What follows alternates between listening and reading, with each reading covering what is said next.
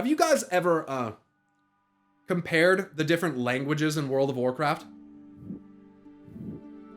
Have you guys ever looked at those? Here's what I think you should do. I think you should pull up the wiki page for Torahi, and I think you should pull up the wiki page for Shath Yar, and then I think you should pull up the wiki page for Zandali, and I think that you should look at how similar some of the language conventions between them are. I would actually go so far as to say that both Torahi and Zandali are derivatives of Shath Yar, the language of the old gods. That's what I think. Let me show you why I think that. That is Zandali. Here's Torahi.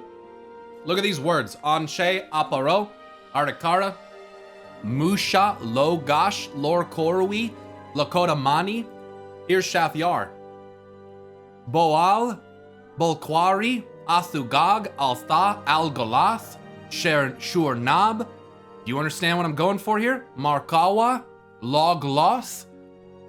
Look at how similar the conventions are. Logash, Larkorwi. Are you fucking kidding me? And then we go down to trolls. How about this? Here's Zandali. Amani Shi, Atal Alarian, Atal Muto, Dazar, right? Dakala, Gurubashi, Jindo, Jinsora, Jinzala, Maijin, Muzala. They have I think anyway. They have, Torn is very obviously inspired by some old native languages, and you think Shath Yar isn't? Come on, man, put the pieces together here for you. Do I need to pull up Sumer and show the image of Sumer and contrast it with Black Empire structures?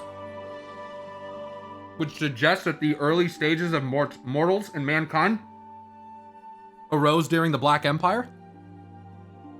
I could do that. I'd also like you to know this. Check this out. Time rift items. Bet you didn't think I was gonna pull out some evidence on you. Check this out. Chipped stone tablet. This is written. This is from Azkaroth. When the old gods take over the fucking world. Chipped stone tablet. Listen. The script is unfamiliar, but as you stare at it, its meaning becomes known. The experience gives you a mild headache. We gave tribute today, as we do every day. The Ancient One continues its meditation. The hunger of the Ancient One must be sated. Strange day today. A familial relation to our tribute ran up and asked to replace our intended sacrifice. Of course, I thought they wanted the honor of pleasing the Ancient One. Yet, when it gibbered and pleaded, it seemed as if it felt they should save our intended tribute. This perplexed me. The greatest honor of a tribute that can have is the act of sacrifice. Naturally, we flayed the interloper's skin and presented it as additional tribute, but its foolish gesture made me pause and think. Are tributes capable of higher thought? Do they possess their own desires? I know they're capable of language, and their cleverness makes them more effective at work than other animals, but should we regard them as more than brutish beasts? Any type of animal can communicate with its own kind, I suppose. Some just happen to meld their tongues to approximate our language. Such a clever trick. They do not speak it well, and they cannot grasp higher concepts, but what if they could? Perhaps I will try to train one as an experiment. After all, the pursuit of knowledge is its own reward. If nothing else, it'll make for a unique tribute. Would it be selfish to keep its skin? Yes, perhaps that would be too much. The hunger of the Ancient One must be sated. Right, so what it's saying here, listen, guys. This tablet is literally an expression of the fact that mortals learn to adapt the tongue or language of the old gods, of Shath Yar, to approximate their language. You guys, I don't know if you know this, but back in the day of when, slavery was a lot more obvious, slaves would do a similar thing. Slaves would actually, they would mix some of their own words with what they heard from their slave masters, and they developed a language that their slave masters couldn't understand. And so it allowed them to communicate with one another. but they basically melded together these two different languages so that they could speak and communicate, but not exposed to who was listening to them. So to read this, to know that really happened, and to read about these tributes in the eyes of these old god minions, and how they're acknowledging some just happen to meld their tongues to our approximate our language. And I look at these languages and I see similarities between them. Even I think trickled into Elvish and other things. And this is where the conversation about language kind of expanded a lot more. Crary said, well, the first one's language, if I remember correctly, was said to sort of shimmer between other languages, as if it's common to all of them. And I said, I keep thinking of that too. I can't stop thinking about Oracle Caesura, who speaks in different languages, how that Oracle spoke in 4 languages. So Dwarven and Crary said, I wouldn't be surprised if every language in mortal realms is derived from the 6 cosmic languages. Here's where it gets crazy. I said how that Oracle spoke in those 4 languages. So Dwarven and Human likely speak a derivative of Titan language, which I think, at least with dwarves, is like canon. I need to look though. I then pulled the RPG lore, which I clearly stated was RPG lore. Crary said perhaps the first ones built a Tower of Babel type construct to keep them segregated, like the separation of language of creation out into the cosmos and assigning bits of it to different forces. This is fucking giga brain, okay? This is some of the most giga brain shit I've ever heard. Cipher Lore Codex, Zereth Mortis. Existence is contextual. The light cannot be defined without the dark. To have one requires the other. Language is also contextual. There is only meaning with reasoning. The deeper the reasoning, the ever-changing the meaning. Their thoughts encompass everything and nothing at all. They are what we cannot comprehend. There's stuff in Zereth talking about the contextual identity of language, okay? I then link RPG lore. I said, dwarves originally did not have a written language, instead passing their knowledge down through oral tradition. Humans taught dwarves how to write in common, which was much simpler than runes, and over the years, dwarves altered the language into their own design. Dwarven looks like a weird hybrid of Titan glyphs and human letters. And I said, then it clicked with me what Crary said. He said, makes sense, dwarves don't innately read Titan, which they may have via runes. Crary said if the elves derive some language from Titan runes, why not dwarves? And then I said, I wonder if language then, and those that can speak any language, have closer connections to the first ones. I wonder how many languages of creation Sargeras or N'Zoth could speak, for instance. Sargeras especially, considering his involvement in so many places and peoples, and honestly, fuck it, yeah, N'Zoth too. And Crary said, yeah, maybe we as mortals know more than the others, so we're able to learn the first one's glyphs easier than beings that only exist, say, in death. I said, because we're touched by many languages of creation, not just one. Interesting. I big pasted, I said, the narrative of the Tower of Babel is an etiology or explanation of a phenomenon. Etiologies are narratives that explain the origin of a custom, ritual, geographical feature, name, or other phenomenon. The story of the Tower of Babel explains the origins of the multiplicity of languages. God was concerned that humans had blasphemed by building the tower to avoid a second flood, so God brought into existence multiple languages. Thus, humans were divided into linguistic groups unable to understand one another. Crary said, yeah, we're connected to multiple sides of creation, not just by destiny or birth, but mentally too. I said, damn, that's a sick fucking concept, dude. That's a sick fucking concept. I said, and you mix that with music, and now we're talking Lord of the Rings type shit. Crary said, could explain why everyone in the Shadowlands can talk to each other. Maybe there's a mechanism there which forces it. I said, the 4 languages spoken by Caesura were Draconic, Shath'Yar, Titanic, and Demonic, right? Which is correct. Zalathus adds, she also says 3 more times in common to total of 7. And Zalathus took this as to imply that light, life, and death have no main language, but I'm not so sure I agree. I see this and I see Caesara, Titanic, Draconic, Demonic, Shathyar, and 3 others, right? I said, how are you labeling the first 4 in terms of cosmic languages if that's the case? Titanic, Draconic, Demonic, Shathyar, what cosmic entity does that belong to? He said Draconic could be the language of life. It's either the language of the 7th or life. I said I would support this idea. The 7th specifically, creation itself, speaks the language of dragons. Hallelujah! I said creation itself is the Draconic language. That's how I take that. He said one of the main reasons why I think Azeroth is inherently linked to dragons is perhaps because she is one, which we've talked about at length on stream before. And then you have the Emerald Dream book, which states, and if dragons are the product of powers great and small being eternally intertwined, then so must all mortals be. Perhaps Azeroth herself was touched by all these forces. Or could she be their true source? Some things are beyond knowing. Some things are only meant to be pondered in dreams. So I said, agreed. Perhaps when Oracle Caesara speaks to the hero, in the language of death, light, and life, we understand it. And that's why we just hear vessel.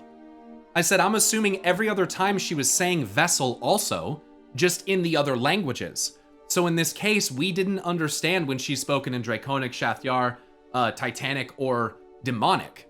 But we understood the other 3, so perhaps the language of death, light, and life, we already know those. And we don't realize it. Or maybe we're already attuned to them and we don't realize it. I said, I'm not sure if it implies those 3 forces have no language, but maybe we just understand whatever that language is. Zalathus said, well, I looked for languages to fit those cosmic forces and really couldn't find any. Death at best has gutter speak by the Forsaken, which is just a form of common. I said, I mean, were we able to understand all of the first one's dialogue in the raid? I said, holy fuck, that'd be crazy if that's why some of us are hearing Azeroth now. Listen to this, chat. Crary said, I like the idea that rapid exposure to the same word in different languages attuned us to the first one language, but that's headcanon. I said, holy fuck, that would be crazy if this is why we're hearing Azeroth now. I said, that'd be nutty. Think about this. And then Crary said, Thrall, Anduin, oh no. You may have a point. And here's where it goes to another level.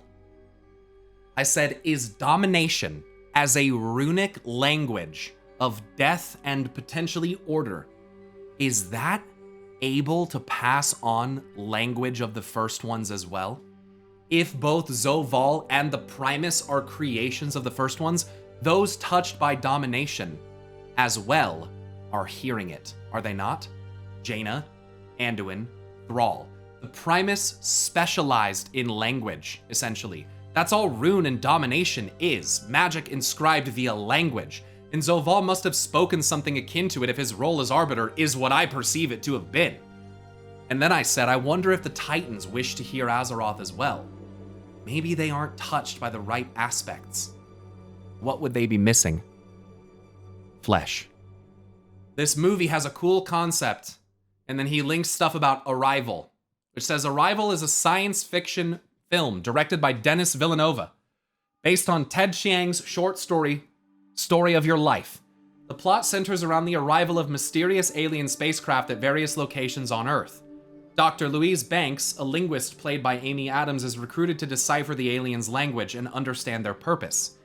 In the film, the aliens, known as heptapods, communicate using a complex written language that is non-linear. As Louise learns this language, she begins to perceive time in a non-linear fashion, similar to how the heptapods do. Old gods, chat. This means she starts experiencing past, present, and future events simultaneously. The central theme is not so much about acquiring the power of time, but rather understanding time from a different perspective. The heptapods' language allowed humans to experience time in a way that challenges our conventional linear understanding, leading to profound implications for communication, memory, and the nature of free will. Thus, Arrival is about how language shapes our perception of reality and time, and through learning the heptapod language, Louise gains an expanded understanding of time enabling her to see future events and make decisions with this knowledge. The aliens share their language to prepare humanity for a future where cooperation between species will be essential. I said maybe that's what Norganon is after. Brain explosion. I would agree with that. Non-linear. This guy says that's basically how the void is explained in WoW. Non-linear, unlike the light. I think the way the old gods are meditating or whatever is a bit telling in this way. They clearly sounded as though they were dreaming, didn't they? Then I find the Farim in Exile Part 6 thing again, to reference something that they were talking about above. As I got a little lost in that, I thought, wait a second. I like that take. I said, what if Norganon or the Titans as a whole are after it too? Think about this. Norganon is the historian and lore keeper. He's also their master of magics. He takes down words. That's what he does. He'd need to know many languages to understand many magics, wouldn't he? Zalatas says, he talks about, do you remember why Zoval was banished? And I said, they didn't explicitly say. He then links this cutscene that I forgot of. In the Arbiter's name, we answer the call of the Eternal Ones. This brazen attack on Bastion must be answered. Has your wound healed, Grestia? No. But that is of little consequence compared to what was stolen. What was the jail? I kind of doubt that. Long ago, each of the Eternal Ones was given a symbol of our Covenant's purpose. Yet Zoval saw these sigils as keys to forbidden knowledge. When we rebuked his heresy, he tried to claim them by force. But in the end, the Primus led us to What was Zoval putting together, chat? and for his treachery. What was Zoval putting together? Think about Zareth Mortis. He's putting together a cipher. What Zoval was doing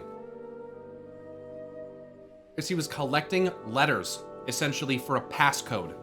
And when he got it, he found the way to Zareth Mortis because of the language. The language of the first ones is why. Okay? To move past this, I say, okay, so that scene to me... Zoval was exiled forevermore. Yet even bound to the Maw, he found allies to aid his cause.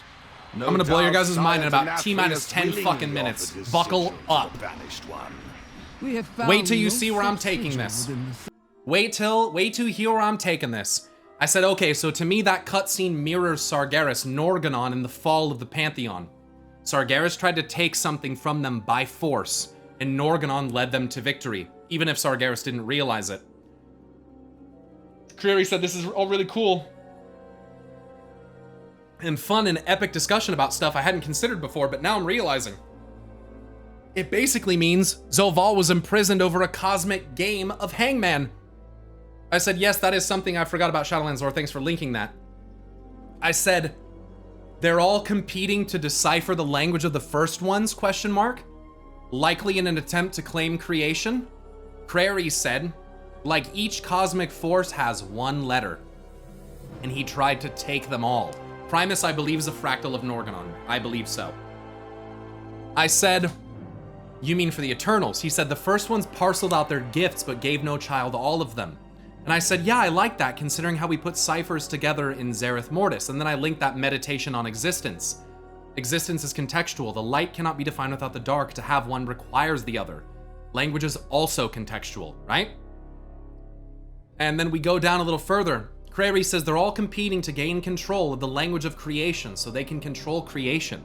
But they're all doomed to fail. I said mortals always meant to be the victor. And perhaps Zal is, ironically, too afraid to accept that herself. We then talk about the Azerothian Secrets of Azeroth cache at the end that's got Fel, pre-Legion Fel, Void, and I think it's like Order Magic all in one. Almost to suggest that someone was trying to combine the different languages, the different powers, so to speak, okay? Listen to this. I said, I wonder if anyone doing independent study could exist. Someone like Tyr or something like that. And then Crary said the Eternal Travelers, maybe. And I said, they do collect the essence of mortals, don't they? And they seem to go between realms. Perhaps they're attempting to learn it from visiting.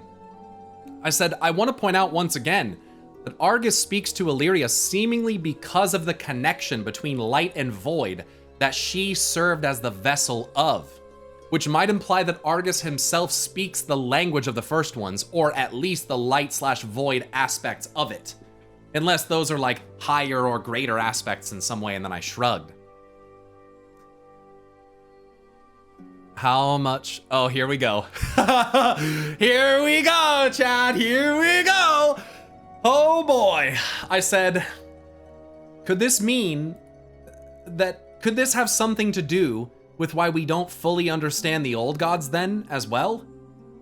Or really several other cosmic languages as displayed in Zereth Mortis? Seems like madness to us because we haven't learned their language yet or something. And Crary says, I think so. And I said, I bet Sargeras can understand and speak it. Crary says Shadow Priests can understand a lot of what old gods say in shadow form when they wrap themselves in the void. And then I said maybe his study of the twisting nether led him to discover myriad languages.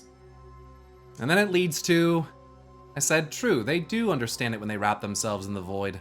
And we can also understand things like Il'gynoth and N'Zoth, but not always every phrase, just like 90% of them. Prairie said, particularly when we're in void-infused areas or when they speak directly to our minds. Wonder how many of those languages Karazhan has in its library. And I said, so, if we need more languages, how would we get them? Or is the idea that we already have them all by now and there's no need to worry? And then I said, oh, fuck. Is that what the Dreadlords are doing? They're collecting the languages, linguistic experts. That's what they are. The Dreadlords are linguistic experts, and they have the most detailed library in the universe. I said, holy fucking shit. The reason why the Dreadlords have infiltrated cosmic forces is not to overthrow them. They don't need to. All they need to do is learn the language of that cosmic force, and that's all they need. If they can derive the language from the force, they get them all. You understand? I said no reason to overthrow them. You just need to infiltrate them. See their perspective. Once you have them all, you get the final product. Once a desire is understood, it can be exploited. And, then we got into Lothraxion. And not Lothraxion, we got into Locust Walker. What is Locust Walker's name? Anybody know? No, of course we don't. It's an ancient word of power, isn't it? And if it's said out loud, 1,000 rifts from the void would open up and a bunch of people would come to collect, right? How much you want to bet that Locust Walker's name is an ancient power word of the first ones? It's an ancient void word of power. And the reason why it can't be spoken is because everybody's after it. They want the name because the name is the power. His name holds within it likely a part of something like a first one's cipher, runic incantations. You can put it that way. And part of me thinks that perhaps Illyria Windrunner is being steered along the course of inevitably learning this. Learning his name. Because mortals have a way of figuring shit out that eternal beings can't. And I think it's very interesting that they've kept his name a secret. That would be pretty fucking insane. Think about the Shath Yar word for vessel. What was it? The Shath Yar word for vessel was Ankoth. Ankoth. Keep that in your mind. Who knows? That word That could be Locust Walker's real name, Ankoth, which means vessel. And if he was targeted by the Harbinger to become the portal for the summoning of Dementius, he's the vessel, isn't he? So there's maybe a possibility that there's a connection there. So with that all being said, this culminates back to a theory that is essentially based on the idea that what's happening is that these cosmic forces have different languages than one another. Think about it in terms of like light banter. Even if it's English, if someone were to start talking about advanced terminology for something, you know, some person might say, oh, you know, you're not really speaking my language if they're not understanding it. Even if it's English, it can be the same fucking language, but sometimes it's not really the same. It's more of like just more of a metaphor, I guess. But the point I'm trying to make is that it looks as though they simply hate each other. But the truth is that they can't communicate. They can't communicate with one another. Light can't communicate with void. It doesn't work. They don't have each other's languages. They don't speak the same language. You understand? So they're always in opposition to one another. You know? So the idea is that perhaps the Dreadlord's deepest ploy is to infiltrate all of the cosmic forces, not just because they're trying to like overthrow them or whatever, but because they're trying to get information from them. That's why they look at the world the way they do. Exactly. They're all kind of greedily grasping for the power of creation. But the truth lies not in the distinct directions, but at their intersection. The way... let me put it this way, guys. We're missing one component of this. Music. Farim's final thing that he writes is about music. Okay? Let me read to you Farim in Exile, Part 6. No, Part 7. You may hear the song, but you will not understand it, because we didn't have the language. Automata were commonplace in Zereth Mortis, but not all types. One was exceedingly rare, like polished jewels among infinite grains of sand. The oracles. They sang songs to their kin. And so at first I thought they were unique only in appearance, but as I drew closer to one to better observe its duties, something unexpected happened. I heard its voice. And yet, the term voice falls short. To be sure, I experienced the sensation of words being spoken in much the manner one does when conversing with a colleague. And yet, this was more. I felt the words as much as I heard them. The thoughts entered my consciousness and conveyed their meaning to my entire being. What words did it offer? It spoke images, riddles, prophecies, and as they reverberated through my core, I remembered my conversations with Eric too, and the 1,000 truths they told me of. And then it struck me. The oracles spoke in both one truth and 1,000, not as separate thoughts, but in the same instant. And if the oracles, entities left behind to oversee a workshop, could think in such terms, how much more complex must the minds of their makers be? Long have I scoffed at what I learned of Titans, or the Void Lords, or demons of the Nether. I held Death's pantheon in higher regard. But now I know that they are just as limited. Truth lies not in one direction or another, but in their intersection. The first ones had parceled out all their gifts, but gave no child all of them. No wonder these offspring bickered with such incessant jealousy. Their very nature was one of denial. At this realization, I lost consciousness, for I had once again transcended into a new plane of thought. And then the last one here. He says, every new discovery in Zereth Mortis drew me back to the mysteries of the first ones. I sought to understand their nature.